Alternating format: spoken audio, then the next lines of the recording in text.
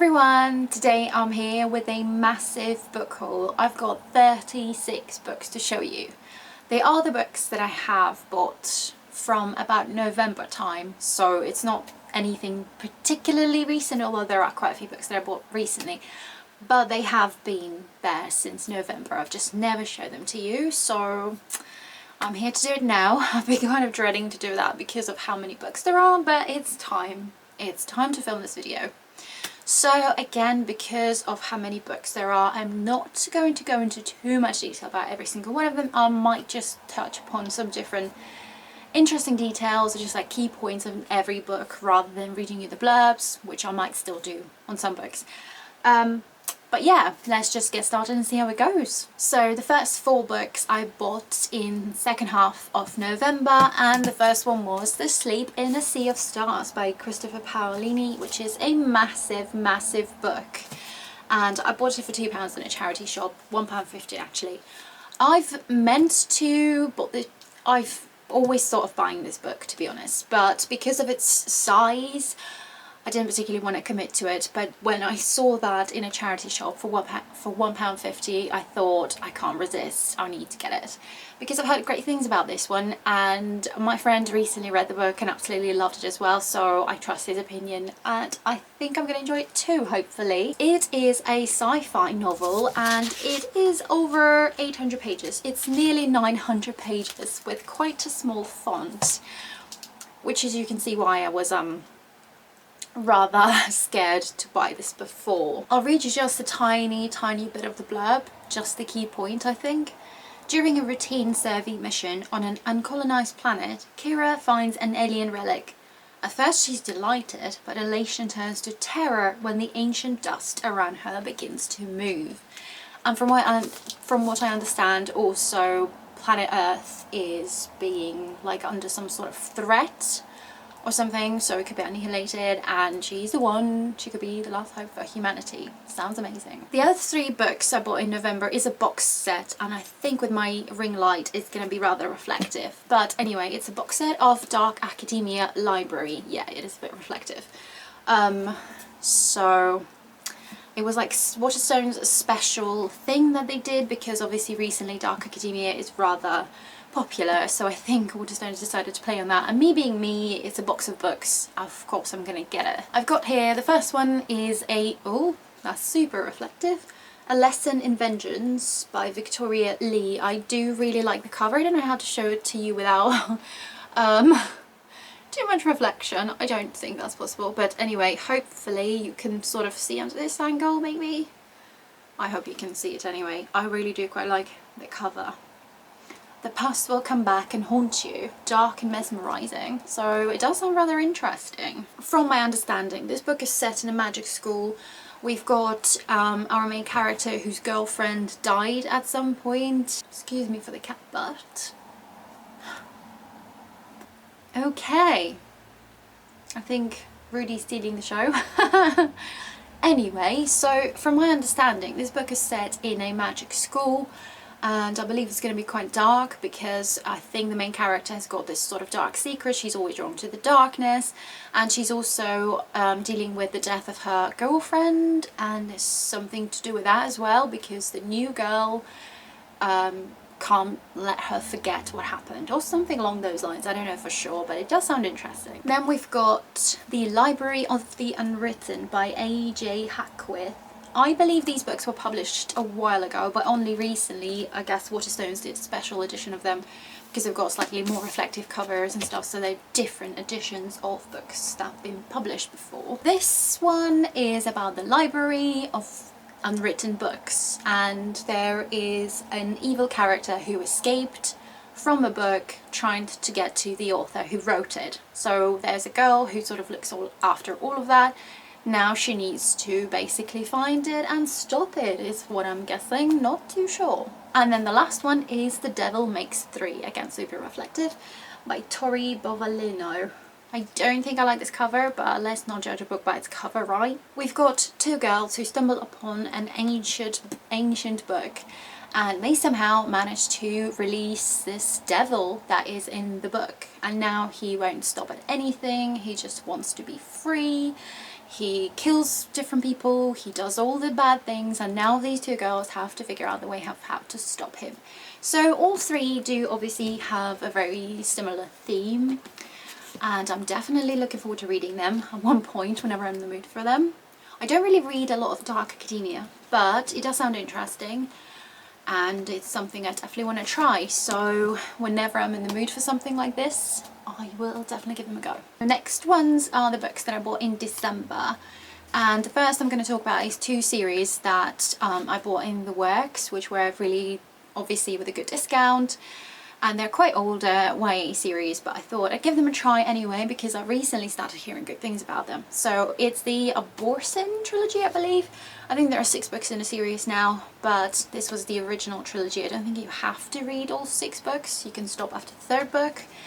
But I know that it's a lot to do with necromancy, and like I said, it's like a YA fantasy, and yeah, I'll show you the covers briefly anyway.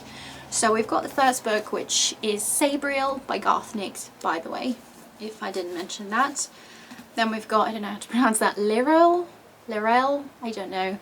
And we also have Abortion. I believe every book focuses on a different character, and in this one we've got Sabriel, who is the daughter of the Abortion. He's the magical protector, and his task is to bind and send back to death those that won't stay dead. So now she's of course determined to help her father, because I'm guessing there's some sort of desperate situation, but Sabriel must prepare to enter death herself and find her destiny. So I do quite enjoy, I like the concept of necromancy.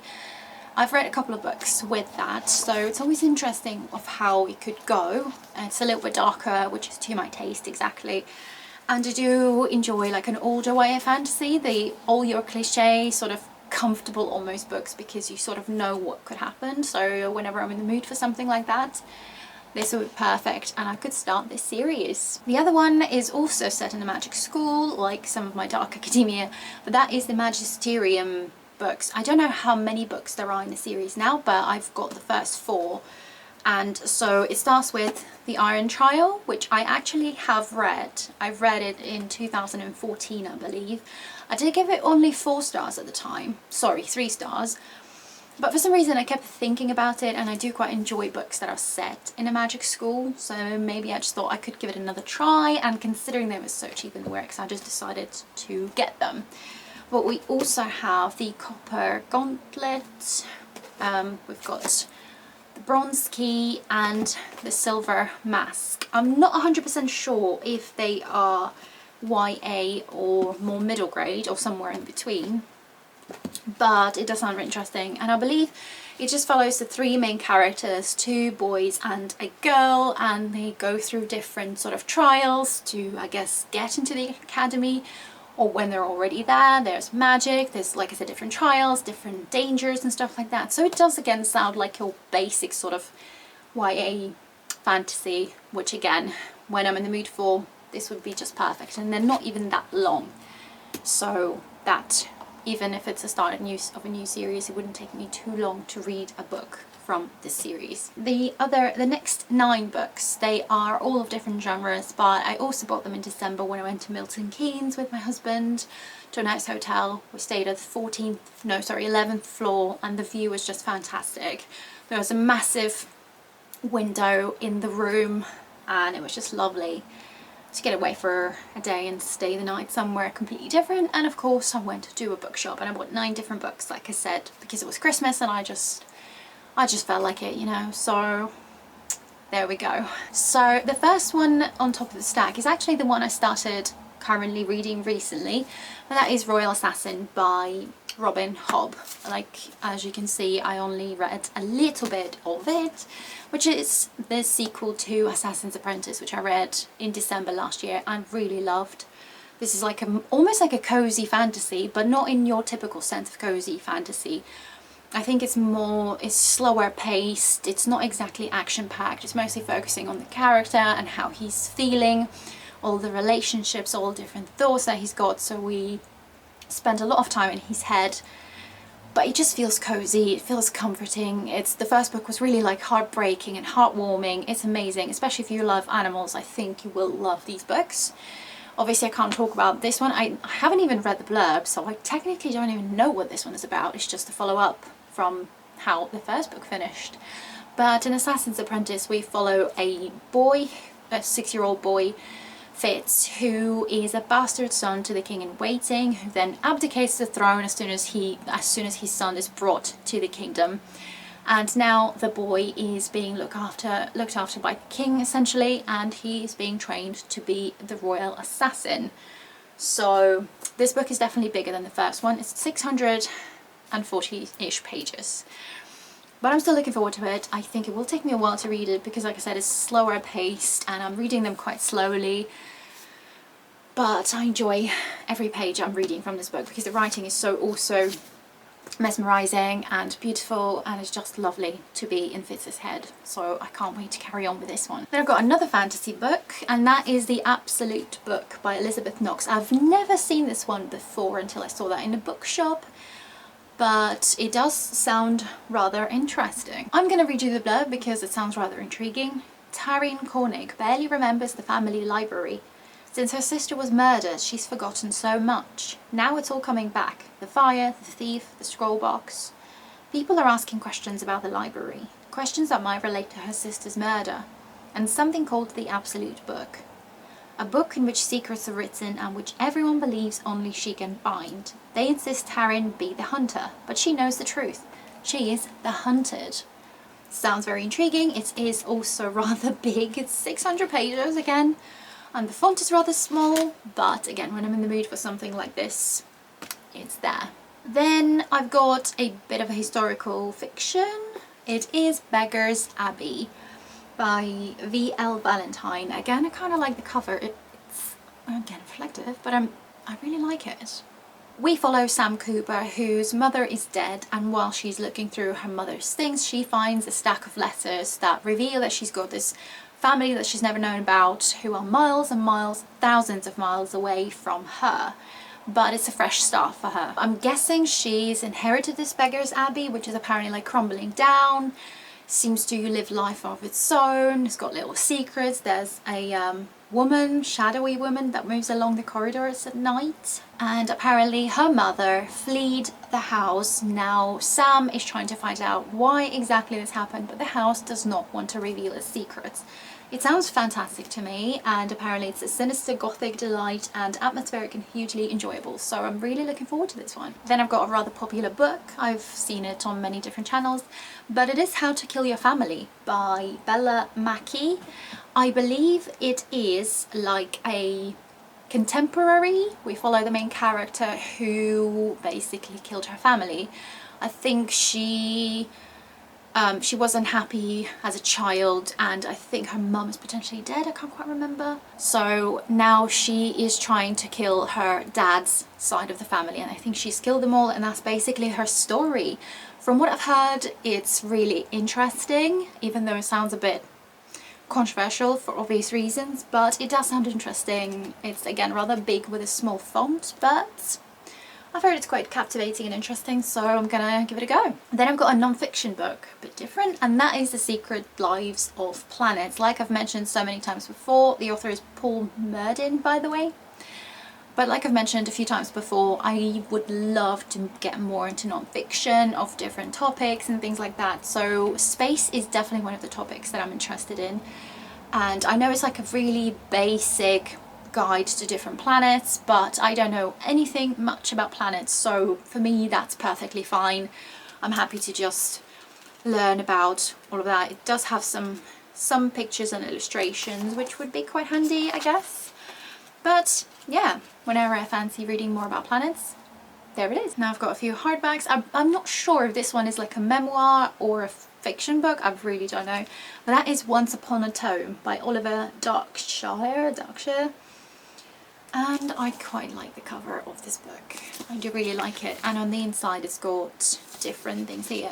So I think this book is essentially about this bookseller who's selling rare books and how he's dealing with different customers, how he's holding different books. And yeah, it's just basically a life of the bookseller. But like I said, I don't know whether it's non-fiction or fiction. I've really no idea. I can't tell, and I can't be bothered, quite frankly, to go and find out. But I do like books about books and libraries and bookshops, so I think that's gonna be just wonderful. Next one I would describe as horror, thriller type thing, maybe? Gothic. It is The Green Man of Ashwood Hall by Jacob Kerr. The cover is also creepy. Ooh, and it's got that on the inside as well. This book follows Lizzie, who is 13 years old. She lives in Ashwood Hall, which is a house that is surrounded by the woods. She's basically neglected. She doesn't go to school, so all she does all day is basically goes to explore the woods around her. But I think it's a little bit of a creepy thing because there's a green man, and I think it's like a folklore horror as well, so I'm guessing she's sort of discovering stories about that. This green man who inhabits the woods, he seems to know all about her, even those desires she has buried deep inside.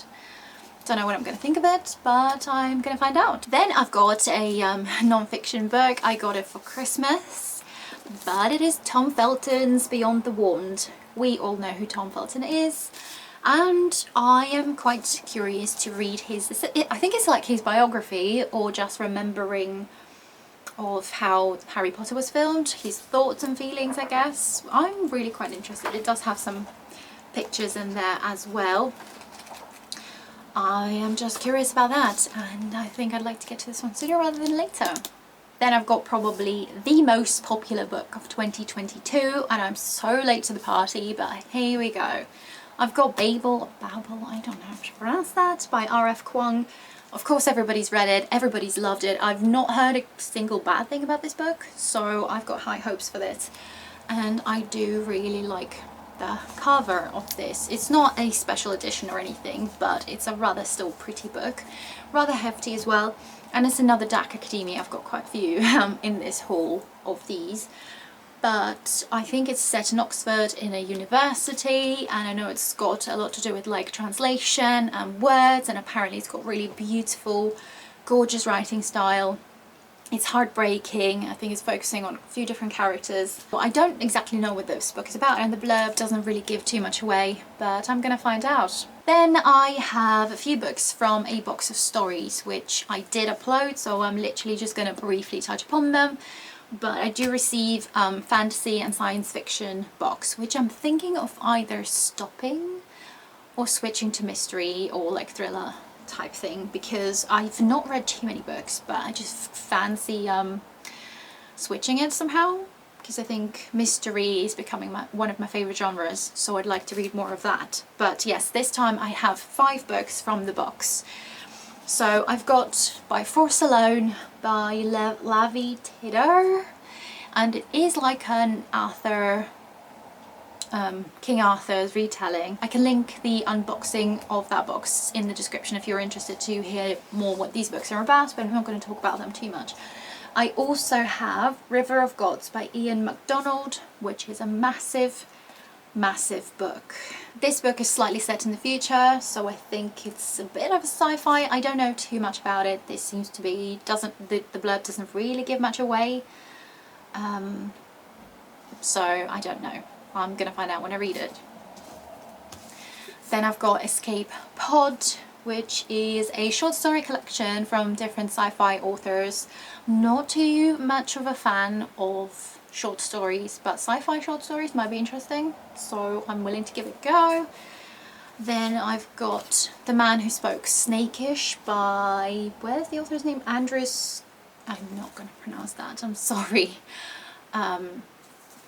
But I think it is about the man who speaks Snakeish, which sounds so bizarre, but it sounds interesting. I think there are people who almost live in different tribes, and there's a guy who speaks Snakeish language. I don't know too much about it, but I think it is literally like people who live in a forest and have like a really basic lifestyle, which does sound rather intriguing, so I'm intrigued about this one. And then the last one from a box of stories is This One Sky Day by Leon Ross, which is a really colourful cover. I don't know what genre it is at all. The blurb doesn't really give it away. It sounds like contemporary, if anything, which is a bit weird.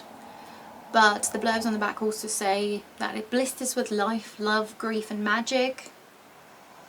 So I don't know. Then I've got the last 2 books I also then bought in December. I think December was the month that I got the most books. So I have here Night Walking by John Lewis Stemple. The cover is absolutely stunning. I absolutely love it. I love the colours. I love the combination of black and blue and slightly like silvery white there. It's absolutely fantastic. It looks amazing. But this is a non-fiction book on nature. So this person, John, I think he writes quite a few books on nature, and I think follows like 4 different seasons. There's basically a collection of different illustrations, different poems, different sort of essays on how he sees that, how maybe he goes for walks, as it says, at night. It does sound interesting. I've never really read a nature book like this, but it does sound intriguing because I personally quite like nature and going for walks and stuff like that.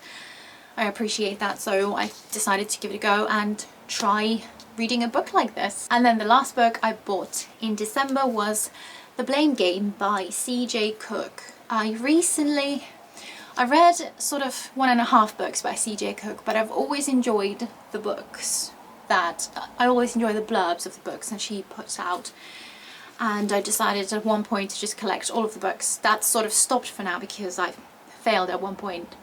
Long story. But I think this one is like a thriller, which normally I think the author writes historical fiction, dual timeline type thing with a bit of a creepy element, but this one is literally a thriller book. I'm going to read you the blurb. He said he'd do anything to protect her. She said she'd do anything to protect her family, and they both said they would forget what happened 22 years ago. But now it seems that there is someone who will stop at nothing to make them remember. Who is playing the blame game? Sounds interesting. I do, like I said, like thrillers, mysteries recently, so this is definitely going to be read hopefully this year. So now moving on to the books that I bought in 2023. There are 9 books and I'm filming this on the 4th of March. So I think I'm not doing too badly. One of my goals for this year was to buy less books. I never said I wouldn't buy any books, but just to buy less books. And I think so far 9 books for 2 months is not really that bad. I know I'm still going to get a box of stories in April and probably still going to be acquiring books throughout the year, but it's already less and I'm a little bit more picky with what I'm buying, so that's great. So that's working for me so far. So in January I bought 4 books, so January was pretty damn good in that way. One of them is by C.J. Cook and that is The Nesting. I really like this cover, it's really gorgeous. And on the inside it's really pretty as well. This is the book that I listened to half of it on audiobook and never finished it. Not anything to do with the book, I'm just the weird person when it comes to audiobooks. I just go on and off of them.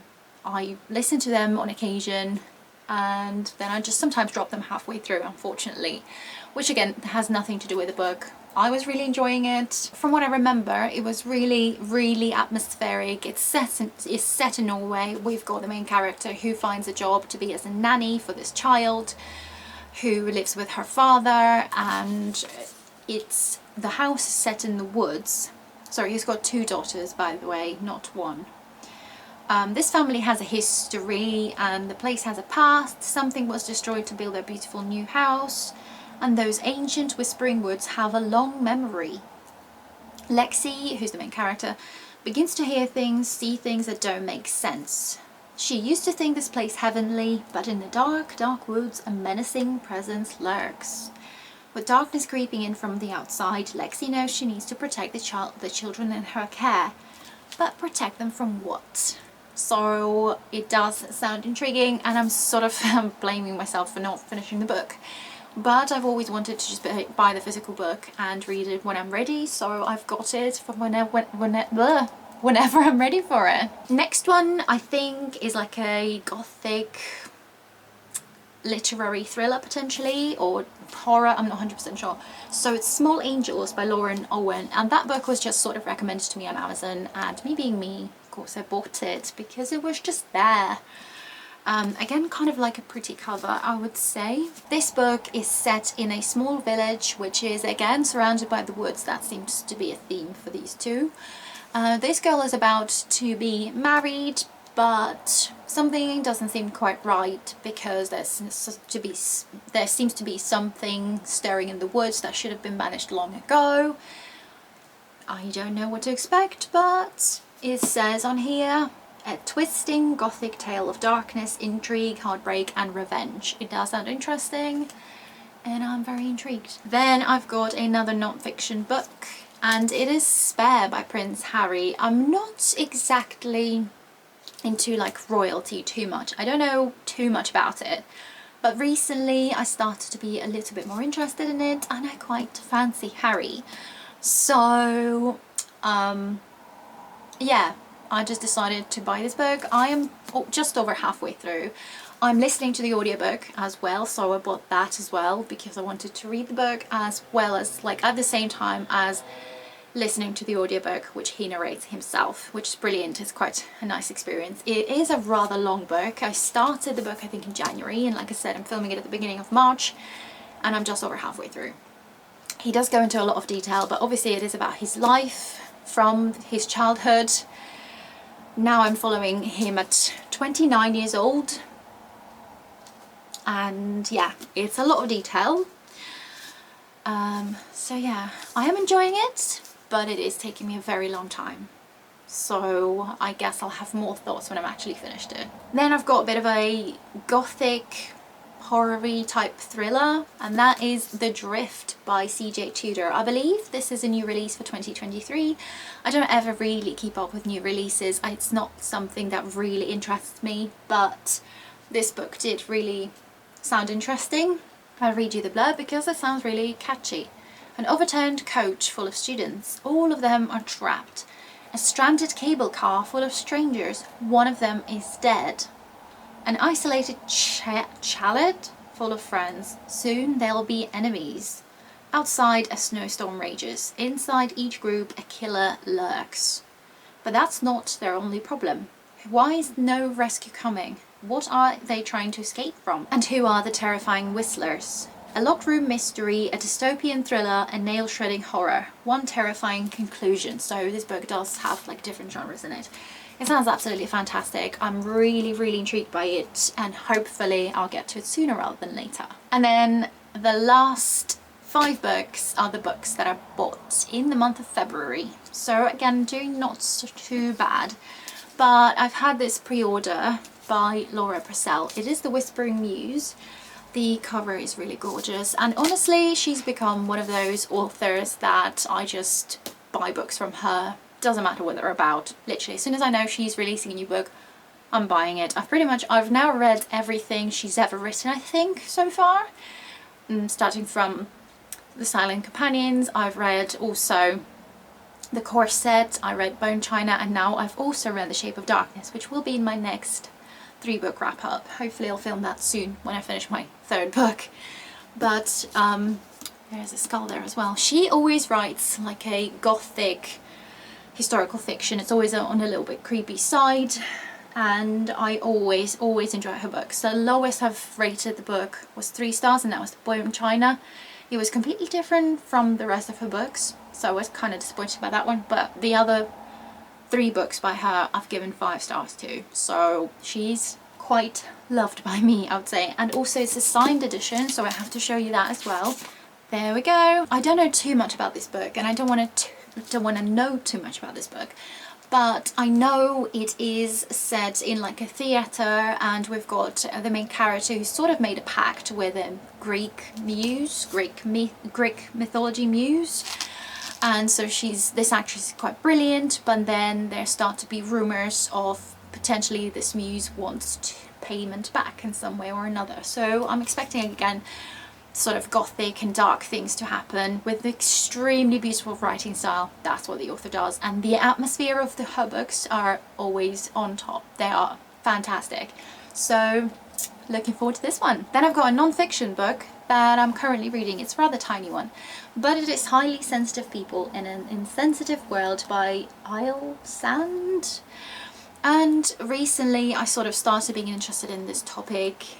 Psychology is always interesting for me. I did study psychology a little bit at university, so psychology topics are something I'm interested in, and highly sensitive people, I've recently discovered that term, so I'd like to know more about it. It just sounds really interesting, and like I said, it's only a small book and I'm only on page 40, but so far it's really interesting. It's really, I think it's more of a beginner level of it, which is perfectly fine for me. I don't know too much about it, but like I said, I'd like to know more about it, and it's giving me what I want so far. So highly sensitive people, in short, are just basically people who are, well, really sensitive, both emotionally and physically. So they see the world slightly differently.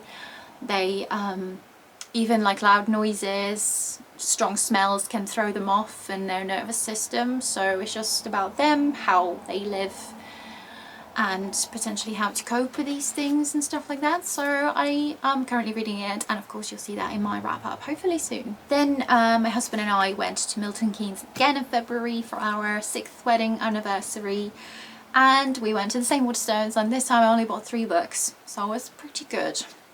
But one of them is Nettle and Bone by T. Kingfisher. At this point I've read 2 books by T. Kingfisher, and they were both horror books. This one is a fantasy book, and it was a new release I think in 2022, but now it recently came out in paperback, as I've wanted it in paperback to match my other copies of by the author.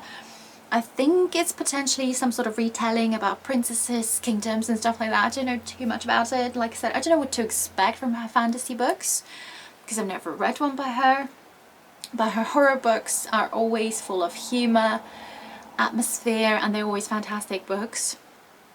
So I think from what I've heard, it's also quite humorous and very atmospheric. So yeah, now I've got 2 T. Kingfisher's books on my TBR, and I'd like to keep reading more of her books, so I do have 1 more in my collection. Then I've got a sci-fi novel. I've got, I don't know how to pronounce that, Proxima by Stephen Baxter. I kind of like the cover. This one is first book in a series, and I do enjoy sci-fi, especially sort of spacey sci-fi, especially when it's set on a planet, on a different planet on which people have to live on if something's wrong with the Earth, or it's just too far in the future or whatnot. I find those books intriguing. I'll just read you the tiny bit of the blurb. I think it's like at the end. The amazing story of how we colonize a new world and the discovery of an ancient secret that will change our understanding of our place in the universe forever. Sounds intriguing. Like I said, I really look forward to reading this one. And the very last book of this book haul is Wayward by Amelia Hart. I've seen this book recommended to me by Amazon so many times. I really like the cover, but also it's got really pretty sprayed edges. It looks absolutely beautiful, and it's bright pink on the inside, and I don't think there's anything on here.